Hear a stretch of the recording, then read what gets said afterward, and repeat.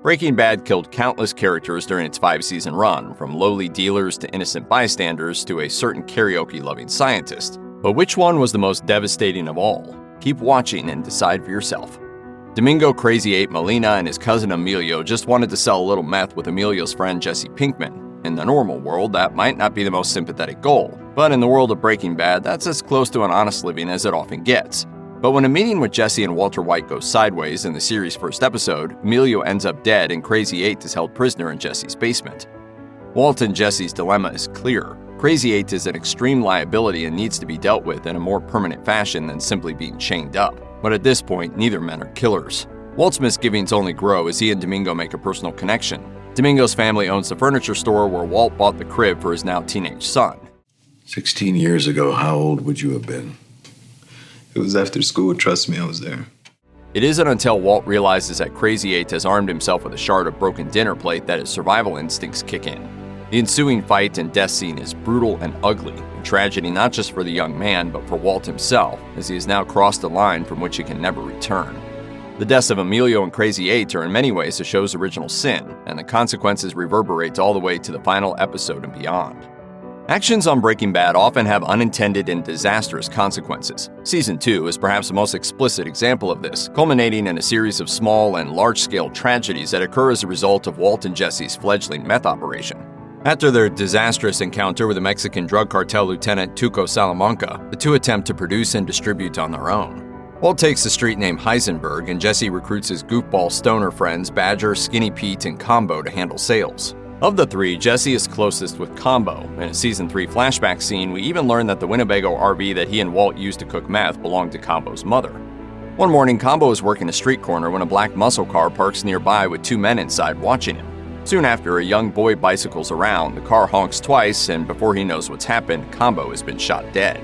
Combo's death directly leads Walt to seek out someone to handle distribution of his meth, which puts him in the sights of the show's greatest antagonist, Chilean chicken man Gus Fring.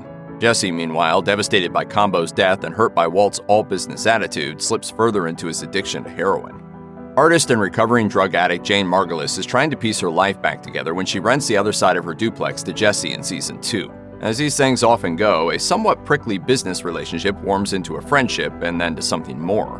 But it's already a sad truth of the show that no one can know Walt or Jesse and get away unscathed. Before long, Jesse and Jane's addictive personalities bring out the worst in each other. They also make pie-in-the-sky plans to get clean and move to New Zealand, but first, just one more night of getting high. Walt returns later that night to make amends with Jesse and finds the two of them strung out. Jane, sleeping on her back, begins to throw up. Walt could roll her over, but he doesn't. Instead, he watches Jane choke to death. Walt let Jane die because he knew her being with Jesse would lead to his eventual overdose one day, and also because she tried blackmailing him, threatening to expose his drug-affiliated secrets. Jane was Jesse's last tether to a life outside of Walt, the cartels, and meth, and his guilt lingers for the remainder of the series. Walt, meanwhile, feels little to no guilt over Jane's death and doesn't reveal his role in her death to Jesse until the end of the series. I was there, and I watched her die. But Jesse was not the only person to love Jane, and her death has further consequences on a massive scale. The first episode of Season 2 teases a terrible future event by depicting a mangled pink teddy bear floating in the White family pool. The explanation, when finally revealed in the Season 2 finale, is unexpected, yet at the same time unavoidable. A tragic accident set in motion by every decision Walt and Jesse ever made. Jane's death hits Jesse hard, but it also devastates her father Donald, an air traffic controller who takes a few weeks off from work in order to recover from his grief. When he finally returns to his position at the Albuquerque airport, he is shaky but ready to get back to his routine. At his console, he guides Wayfarer Flight 515, but his mind begins to wander. Cleared direct to Albuquerque via the aircraft calling. Please stand by. Suddenly, Wayfarer 515 collides with another aircraft high above ABQ, sending bodies and debris flying all over the city, including straight into Walt's backyard. A blunt but powerful metaphor for the destruction he has brought upon his family. Months after Jane's death, Jesse has kicked his heroin habit and found a new partner in young mom Andrea Cantillo.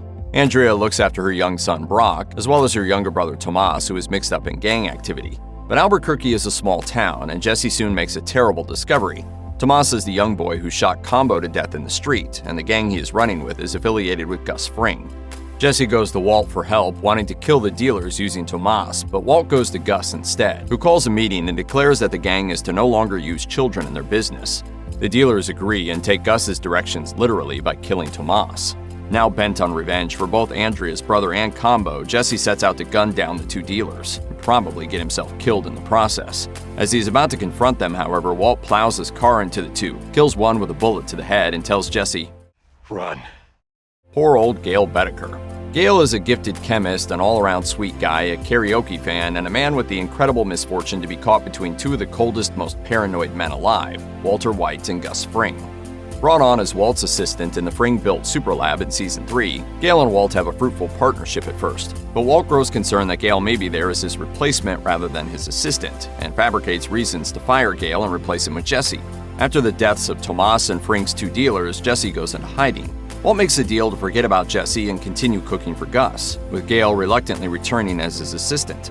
This time, Walt's paranoia is founded. Gus has indeed brought Gale back in order to take over the Superlab once Walt and Jesse have been killed. Fring's fixers Mike and Victor take Walt to the Superlab to kill him, but not before Walt calls Jesse, who shows up at Gale's apartment with a gun and shoots him at point-blank range. The 5th episode of Season 5 opens on a young boy out in the desert alone. Not much happens before the opening credits roll, and the boy isn't seen again for nearly another hour.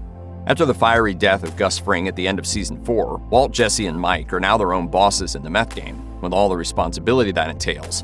For one, they're dealing with Gus's former business partner at a German conglomerate. They have also hired a young new assistant, Todd, who is eager to impress.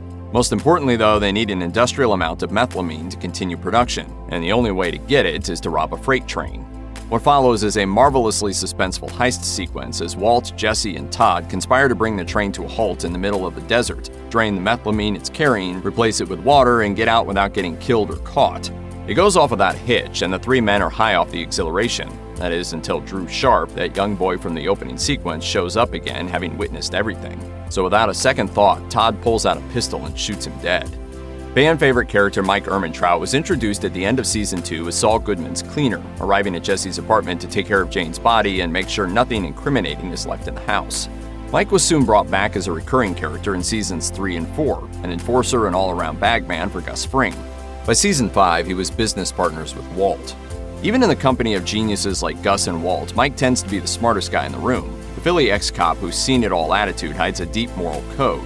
That moral code is consistently offended, however, by Walter White. Many of the show's deaths continue to weigh on him, and Mike expresses an almost fatherly concern toward Jesse as he falls ever further into Walt's influence. The money is good, so Mike keeps working with him, but something's gotta give. That something finally does give when the DEA catches Mike's lawyer distributing money to his associates in prison, paying for their continued silence. Mike decides to skip town, but needs his emergency getaway bag picked up from the airport.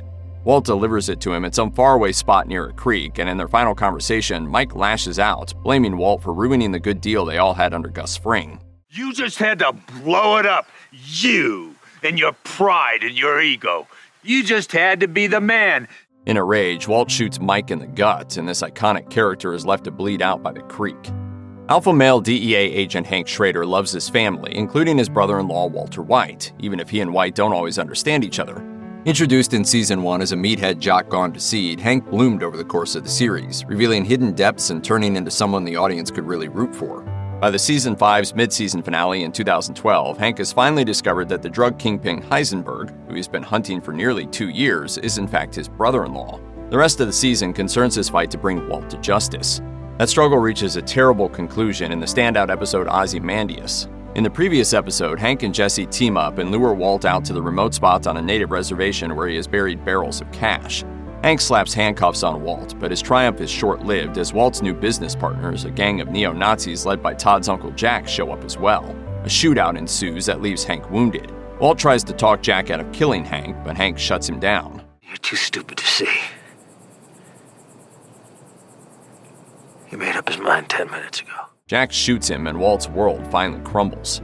Of all of Walter White's victims, Jesse is arguably the one who suffers the most. He is put through the ringer in every season, and every time he tries to get out, Walt's gravitational pull brings him right back around for more punishment. The end of Season 5 has Jesse suffer to an almost absurd degree, as he is kidnapped by Todd and Uncle Jack after Hank's death and forced to cook meth. Walt, meanwhile, has fled to New Hampshire as the full, ugly truth of his drug empire comes to light. If there's a glimmer of hope in Jesse's life, though, it's the thought of seeing Andrea and Brock again. Todd knows this, and in the series' penultimate episode, he snuffs out half of this hope after Jesse tries to escape and refuses to cook meth. He puts Jesse in the back of his truck and drives to Andrea's house. Todd knocks on the door, introduces himself to her as a friend of Jesse's, and promptly shoots her in the back of the head. Jesse screams in pain and rage, flailing, trying to escape his holds. Uncle Jack, sitting in the front seat, issues a chilling command. Hey, remember, you're still a kid. Breaking Bad really doesn't get much more brutal than this. Check out one of our newest videos right here. Plus, even more Looper videos about your favorite shows are coming soon. Subscribe to our YouTube channel and hit the bell so you don't miss a single one.